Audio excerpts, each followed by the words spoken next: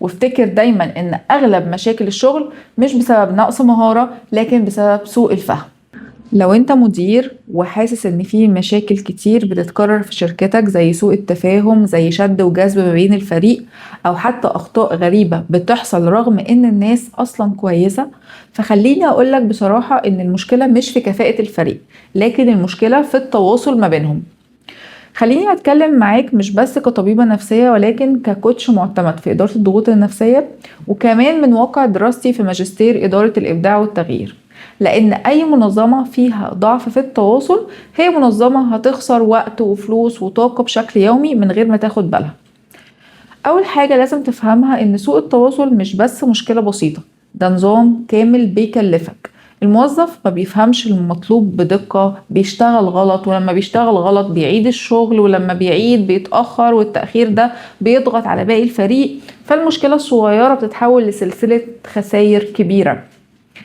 مثال بسيط جدا، المدير قال للموظف عايز التقرير بسرعة، فالموظف فهم انه المدير عايز التقرير في خلال يومين، ولكن المدير كان قصده في خلال ساعتين. النتيجة ان حصل توتر، حصل لوم، الشغل اتعاد، وكل ده بسبب جملة مش واضحة. المشكلة التانية ان في موظفين كتير مش بيعرفوا يعبروا عن نفسهم.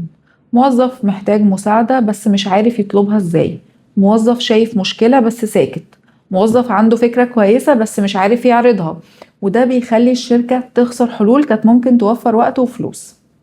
ومن ناحية تانية في مديرين بيوصلوا الرسالة بطريقة غلط، بطريقة فيها نقد حتى لو نيتهم كويسة، لكن بأسلوب بيخلي الموظف يقفل أو يدافع عن نفسه بدل ما يركز في الشغل، وده هيزود التوتر ويقلل الإنتاجية.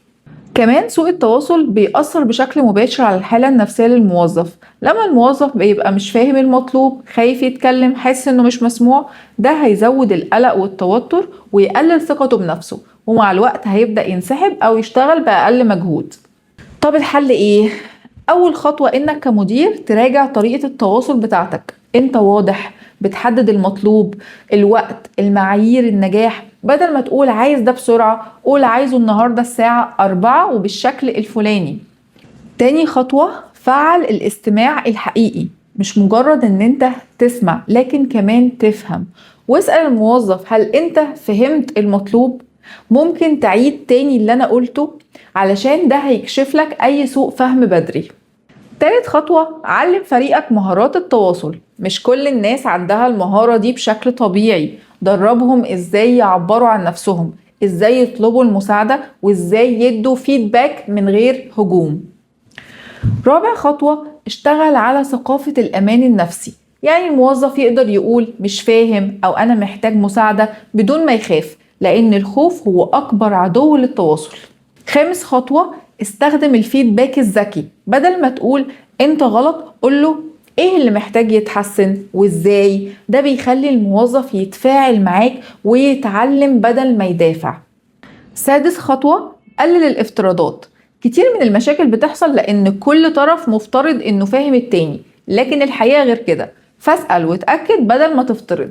ومن منظور إدارة الإبداع والتغيير، التواصل هو العمود الفقري لأي فريق ناجح، لأن مفيش إبداع بيطلع في بيئة فيها سوء فهم أو توتر مستمر، لكن في بيئة فيها وضوح وثقة الناس بتفكر وبتشارك وبتبتكر. ولو عايز تحل المشكلة بشكل جذري مش مجرد حلول سريعة، لازم تستثمر في تدريب فريقك على مهارات التواصل الفعال، الإقناع، حل المشكلات، إدارة المشاعر، لأن المهارات دي هي اللي بتمنع المشكلة من الأساس. وعشان كده أنا بقدم برنامج متخصص للشركات بيركز على تطوير مهارات التواصل وإدارة الضغوط النفسية للموظفين بأسلوب عملي يناسب بيئة الشغل، وبيساعد الفريق يشتغل بكفاءة وتفاهم أعلى.